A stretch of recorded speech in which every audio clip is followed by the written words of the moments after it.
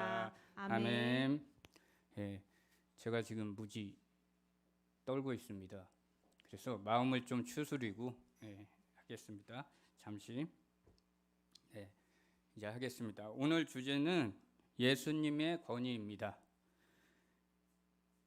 권위라는 단어를 딱 보면 성경 사전을 찾아보면 절대적인 것으로 남을 복종시키는 힘이라고 합니다. 그리고 국어 사전을 딱 찾아보니까 남을 지휘하는 것, 감독이나 통솔해서 따르게 하는 것, 그리고 일정 부분에서 사회적으로 인정받고 일정한 영향을 끼치는 능력이라고 합니다. 그러니까 앞에서 리더하는 사람들, 지휘하는 사람들을 말하겠죠. 자, 그러면 오늘 성경 본문으로 한번 가보겠습니다. 예수님께서 나귀를 타고 예루살렘에 입성하셨습니다. 그리고 성전에 장사하는 사람들을, 성전에 물건 팔고 장사하는 사람들을 뒤집어 엎으셨어요. 그리고 무화과 나무의 비유를 이제 가르치시고 그 다음에 오늘 본문이 이루어집니다. 27절입니다. 예수님께서 성전에 계실 때 제사장들과 서기관 장로들이 나와 예수님께 질문을 합니다. 그 질문이 어떤 질문이냐? 오늘 본문 말씀 28절입니다. 제가 읽겠습니다. 이르세 무슨 권위로 이런 일을 하느냐? 누가 이런 일할 권위를 주었느냐? 이 질문입니다. 자, 제자들과 세 가지를 한 번에 막 하려니까 힘들어서 이 이스라엘 권위 있는 사람들, 지도자들이라고 할게요. 대제사장, 장로들, 그 다음에 서기관들, 이 셋을 그냥 이스라엘의 지휘관들 이렇게 할게요. 자, 이 이스라엘 지위 있는 사람들이 예수님께 이렇게 물어봐요. 네가 무슨 권위가 있어서 성전에서 일해? 누가 너에게 이런 성전에서 일하는 권위를 주었어? 이렇게 딱 질문을 합니다. 그러면 우리가 이 질문을 한 사람들에 대해서 좀 살펴봐야겠죠. 자, 이 질문을 한 사람들은 유대인의 지휘관들입니다. 바로 정치인들, 그리고 말씀을 가르치는 율법학자들. 그래서 이스라엘 사회에서 꽤 권위 있는 사람들입니다.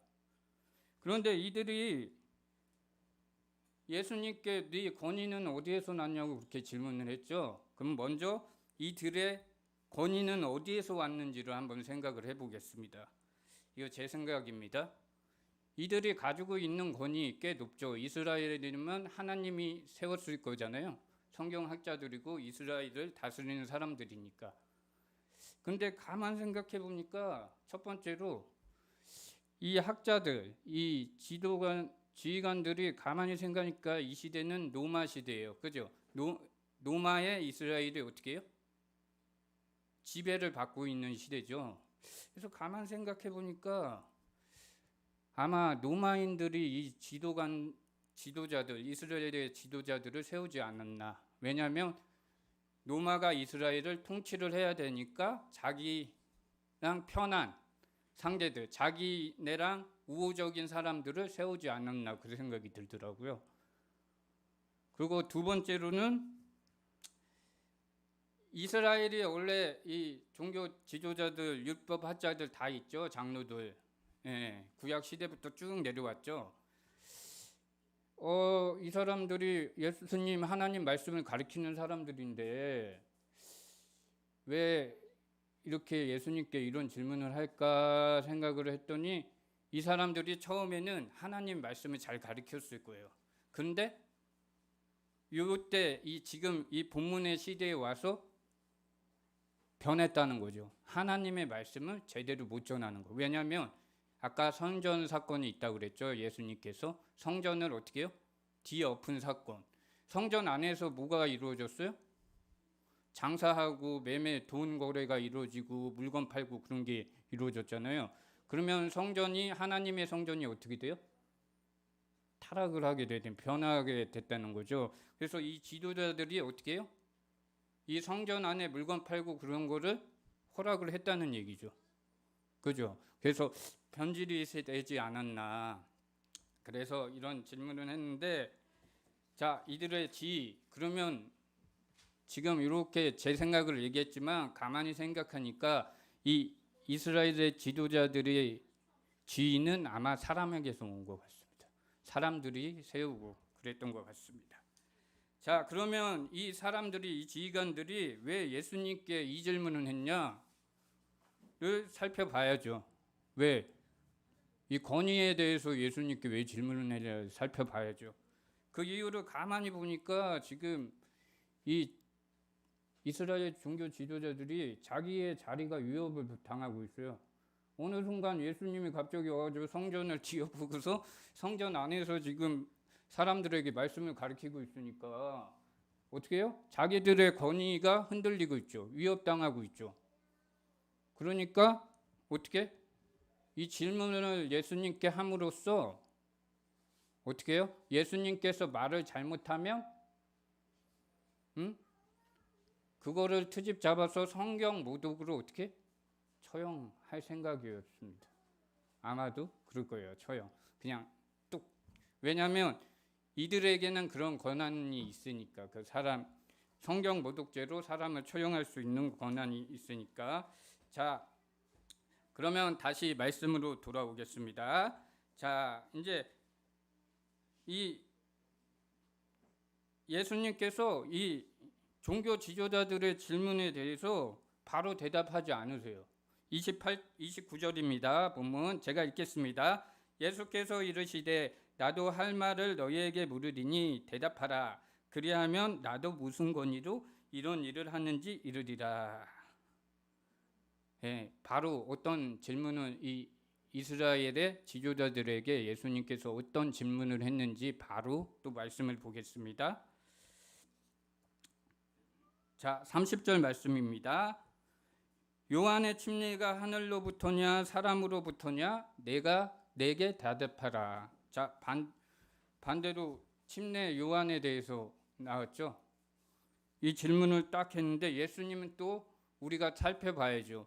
왜 종교 지도자들한테 이 질문을 했느냐 살펴봐야 됩니다. 자, 이 질문을 살펴볼 때 딱 볼 게 있어요. 이 종교 지도자들과 예수님의 주위 사람들 딱 보면 예수님께서 왜 이 질문을 했는지를 알 수가 있어요. 자, 우선 종교 지도자들 제가 발음이 좀 안 되는 게 있어서 천천히 하겠습니다. 대제사장, 서기관, 장로들을 보면 알 수 있어요. 이들은 요한의 침례를 받질 않았어요. 그리고 그가 하늘로부터 온 선지자라는 걸 믿지 않았어요. 이 종교 지도자들만. 근데 예수님 주위 사람들을 보면 침례 요한한테 침례를 받았고 예수님도 받았죠. 그리고 이 침례 요한이 요 주위 사람들은 지도자들 빼고 주위 사람들은 침례 요한이 하늘로부터 온 참 선지자라고 생각을 하고 있어요. 그래서 예수님께서 이 질문을 딱 하신 겁니다. 예, 지금 제가 떨려서 좀 뒤죽박죽 가고 있는데 이해를 해주시기 바랍니다. 다시 가다듬게요. 자, 그러면 이제 이들의 대답, 이 대제사장들의 대답을 딱 보겠습니다. 자, 31절 본문 31절 32절 말씀을 보겠습니다. 제가 읽겠습니다. 그들이 서로 의논하여 이르되 만일 하늘로부터라 하면 어찌하여 그를 믿지 하였나 할 것이요.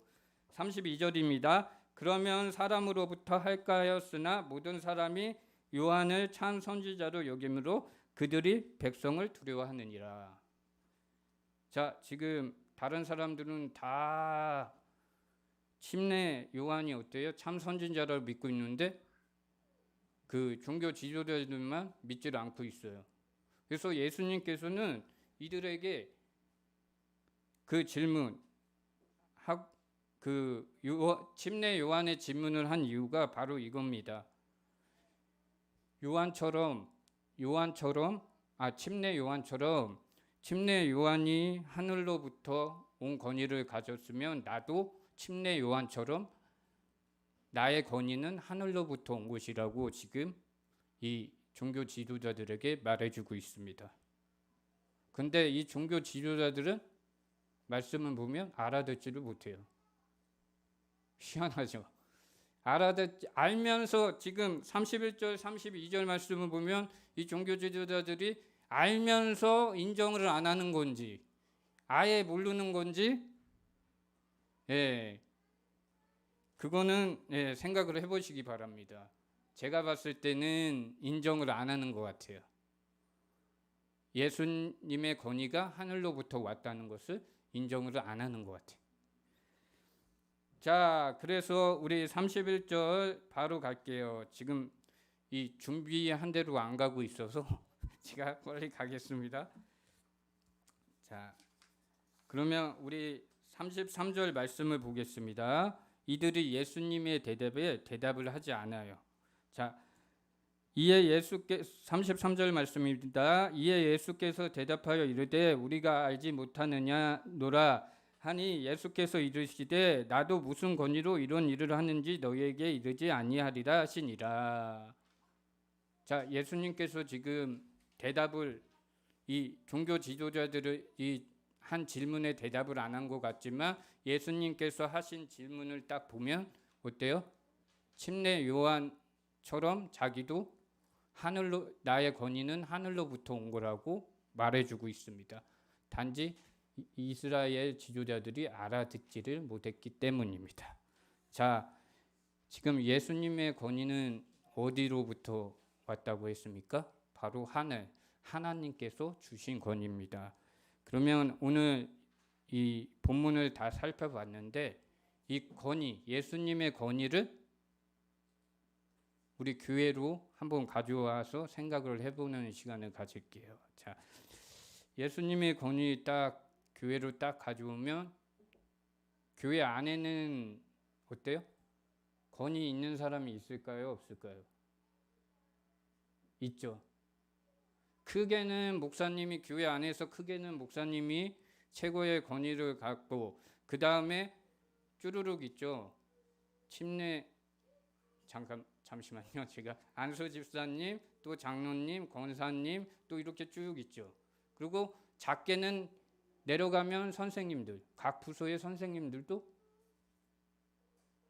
권위가 있습니다. 왜냐하면 내가 한 학생을 가르쳐도 그 사람을 가르치는 영향력이 있기 때문에. 그죠? 근데 우리가 생각해 볼 거는 이 권위, 우리에게 예수님께서 모두 다 권위를 주셨죠. 지금 교회 처음 온 분이라도 그냥 청년이라도 나중에 어때요? 이 권위가 부여되는 거죠. 왜? 선생님이 될 거니까. 그죠? 또 목사님이 될 수도 있고.